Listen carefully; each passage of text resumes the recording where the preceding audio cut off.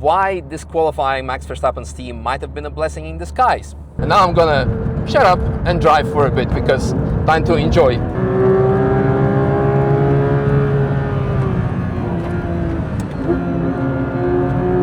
Is that a prototype of a new M3? Wait, let's not get carried away. Hello from the Nürburgring, the place that has received a lot of attention this weekend because Max Verstappen raced here, he has won the race, and then later, subsequently, his team got disqualified. In today's video, I will tell you why this might be a good thing. And while we're here, let's do a lap of the Nürburgring in the GT3 RS. I'll also give you a couple of tips how to enjoy the 24 hours of Nürburgring the most, and also how to stay out of trouble and not end up in one of these cars. By the way, Nürburgring has released new merch. You can find it at their shop at Nürburgring Boulevard, or order it online, of course. Alright, so ahead of us is Nürburgring sign that you just saw, and if you type in Google Maps to go to the Nürburgring, if you want to watch Max Verstappen race during 24 hours of Nürburgring or drive yourself, you'll probably end up here. You actually need to go to Touristenfahrten entrance, to the public session driving entrance, which is where we will be going right now. Now, I'll tell you about Max in a bit. Hang on a second, in about 2 minutes time. First, I want to tell something very important about the Nürburgring. As of recently, we have seen a huge increasement of bad behavior on the streets. The result of that is you saw police car. Actually, there was a couple of them here right now as well. And yeah, this is because bad behavior leads to more increased police force. But I'm not going to be preaching here because, listen, 15 years ago or so when I got my driver's license, I was also doing silly things. And then as you get older, you start looking and seeing things differently, but still you need to remember that you used to be that young guy over there. What I want to say is that when you come to the Nürburgring, keep in mind that there are people living here. And I've seen all kinds of stuff for the last 10 years plus when I used to live in Nürburg, actually, in the village that we'll be driving through right now. People speeding, people doing burnouts, people doing silly stuff while we are living there. We have kids playing, and it's just not nice. Actually, 2 years ago, I moved from Nürburg to another village that I considered safer for my kid to grow up in. I love for him to grow up at the Nürburgring, but it was just simply, yeah, not really nice being here anymore as a citizen. So we moved out. Actually, even Nürburgring themselves started a campaign related to that. You might see a couple of posters and billboards here and there. Actually, I went earlier to Brunchen to check one out. Nürburgring's most popular spectators corner. This parking lot is usually filled with all the people that come spectate the race or industry pool, and we have here those billboards to remind you you're home for a weekend, our home for a lifetime. Now, by the way, if you want to come spectate during 24 hours of Nürburgring, you need to come already on Monday morning before the race, because first come, first served. You'll be allowed to enter the camping grounds, take essentially as much space as you want, build massive podium or swimming pool or God knows what else, and then the official will come, measure it up, and then you'll have to pay per square meter. But again, usually by Monday evening, most of the camping grounds are already full. Especially this year is going to be extra full. But the main thing is, when you come here, make sure to go as crazy as you want here on camping grounds and also on the track, because you're able to walk on the track. I think Wednesday before the race, it's going to be a massive party, maybe also Thursday. I do not remember. Well, insert caption here. But while you're going through the villages, make sure that you act as if you are living here. Back here, you see we have actual reminder, an active speed limit sign to tell you do not drive too fast. Why should you? Because you see actually also, oh, hello. You see actually so much beauty. The castle ahead of you, the houses I was telling you earlier about where families are living, and just chill. The racetrack is just there around the corner. Now, as we're driving over there and warming up our GT3 RS, by the way, I got this car from Track Speed, with whom I'm also doing taxi laps. Check out the website. And if you want to rent a car yourself, like this RS or something simpler, use code Misha5 for 5% off their whole fleet. Now, straight to the point about why disqualifying Max Verstappen's team might have been a blessing in disguise. The GT racing world has a feature called BOP, balance of performance. And this dictates, of course, you have all kinds of manufacturers building cars, and the baseline is, of course, horsepower to weight ratio. But because of different body types, some cars extract additional benefits from things such as aerodynamics, or the mechanical grip by the tire width, or other interesting and sophisticated features. And to make sure that all the cars are kind of similar speed on the grid, so it would be fair towards others, there's balance of performance. So when a car is being too fast, clearly too fast, the governing bodies such as FIA, ADAC, you name it, might say like, hold on a second, this is not fair. Especially after competitors on the grid might complain and say like, hey, this is not fair. In most scenarios in the world, people would say like that, well, you just need to drive faster. Like in Formula 1, for example. Remember a few years ago when Mercedes had like this active steering thing? They said, well, this year it's still within the regulations, but till next year it's going to be banned. The same thing would happen somewhere else, but here they would say like, okay, yeah, this is indeed way too fast. As we are pulling in, let me actually turn on Dragy so we can have some additional data logging. Give me a second. I'm gonna pull over at the ticket office where you can buy your lap tickets for the Nürburgring, and turn on my Dragy. It happens quite often that when a car is too fast, it gets penalized to make sure that it's going to be fair towards others. So you can think of things such as having restrictors on your engine, so you would have less horsepower, so you would become slower, or maybe additional weight. You need to put 10 or 20 kilos of weight to make your car again slower, or you need to put your ride height higher, so again the aerodynamic efficiency is not going to be that good, so you would become slower and more fair towards others. Now, last race, the NLS2, Max and his team have finished the race by 1 minute of a difference. Are we going on track? Yeah. 1 minute of a difference. I don't think we'll be able to do one more lap over other competitors. And therefore, that was a 4-hour race. So times 6 would have been 6 minutes. That would have been a lot if you're speaking about 24-hour race. So then ADAC might say like, hold on a second, this car is too fast. Now, of course, Max is an extremely talented driver and a pilot, and it could have been because of him, but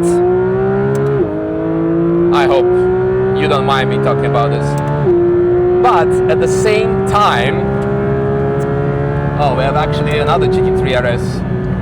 We'll let them through. At the same time, I know that Max's car, the AMG, that usually is running Bilstein suspension, his car was running Multimatic suspension. Yeah, this looks much different. Those are Bilsteins that they were testing. So it could have been cold tires, so we need to really take it easy. So they could say like, hold on, in this specification, your car is too fast, understeer, tires too cold. So yeah, as much as we tried, let's let them go. They could have said like, yo, your car is too fast, therefore we should sandbag you. But now his team or Mercedes can say it's not because of Multimatic suspension or Max Verstappen. The car was 1 minute faster because of one extra set of tires. Could be. Again, these things happen a lot in racing. For example, when Ferrari won with 296, that was in 2023, I think, they were miles ahead of competition. Later, they were inflicted with a heavy BOP because the car was way too fast. And then, of course, Max Verstappen came and drove his 296 last year, still extremely fast, and there was that. But there are plenty of other examples. For example, when we were running SP18 on the Nürburgring last year, like there was a Ferrari that snuck in our class, a McLaren that snuck in our class, and they were driving 30 seconds per lap faster than anyone else in the class. So you could say it was a bit, unfair.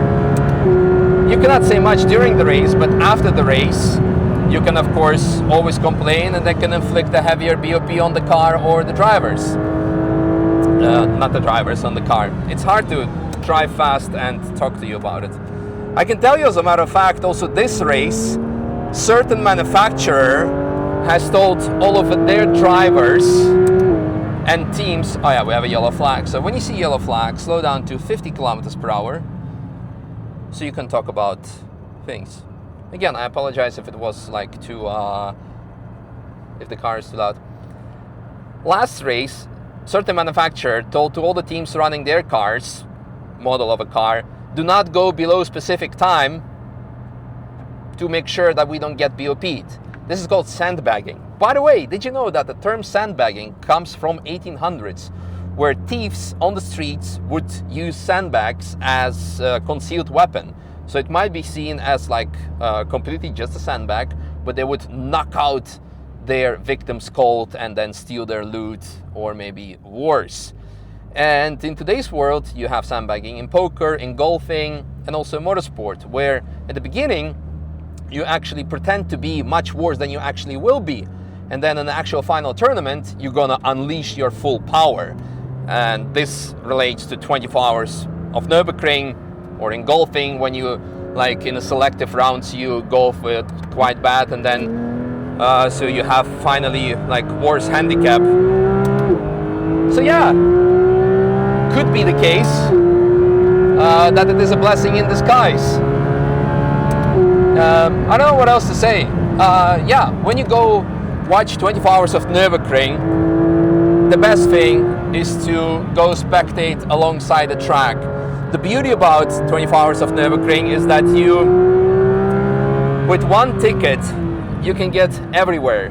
You can, why is he still on yellow? You can go alongside the track, enjoy it, meet the fans, meet the spectators, get absolutely wasted. That was for me the best years of my N24s, where I could just like do silly stuff. Nowadays, of course, I'm driving. Let's let this one pass. And another reminder, if you want to come to drive the Nürburgring after NLS or N24, don't let your ego carry away, because you can see fully track prepped BMW just pulling away on the straights. Just let the faster guys go. And that brings me to another point. Just like here, we have different cars. The biggest challenge for Max and his team is going to be actually making sure to survive the traffic management, because you have all kinds of different people. Just like during public session, different experiences. You have professional drivers, but you have also people who just want to drive.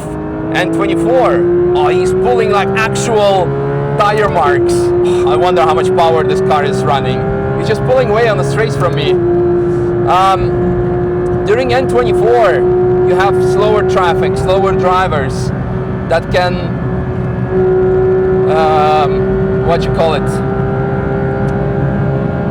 that cannot see you when you're coming there with your GT3. And this could be very, very challenging and upsetting. What am I talking about? Focus on the drive, Misha. Anyway, what I'm getting at, especially during the night, when you get tired, you might start getting tired and losing attention what's happening behind you in the mirrors. And when there's a GT3 car coming through, you might forget or like oversee it and not let it pass. So there are lots of crashes happen between faster and slower cars in the night, but also in the mornings when the drivers are tired. All right, and now I'm gonna shut up and drive for a bit, because time to enjoy.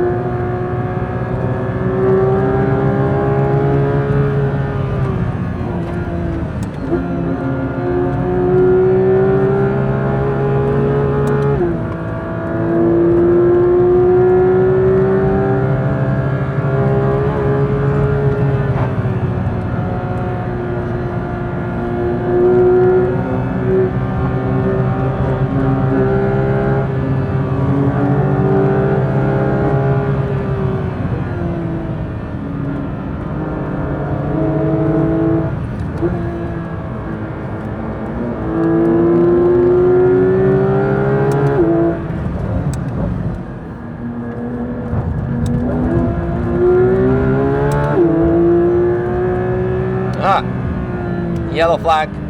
Make sure to slow down, not to overtake anyone behind you.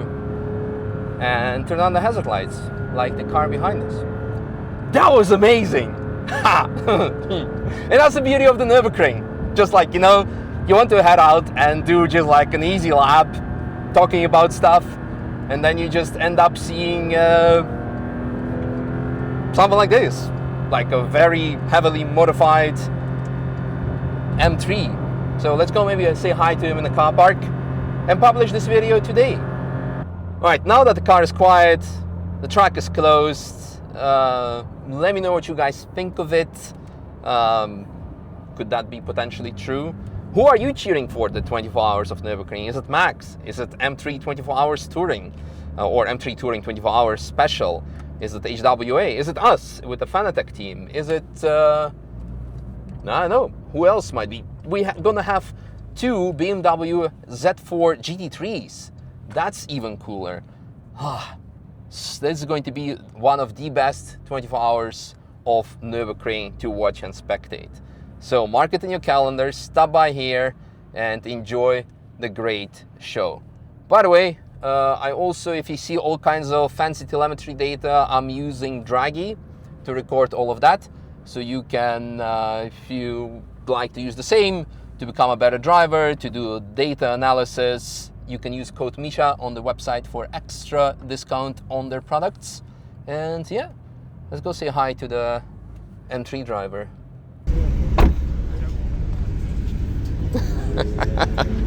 How much power is this running? You have a nice video, no? Yeah. How much power are you running? 630, I think. Yeah. You were like pulling like black marks with the acceleration. Really? Yeah. It's cool. Great driving, man. Yeah, very cool. Very nice. Oh yeah, well, that looks totally stock to me. 100%. Wow, great car.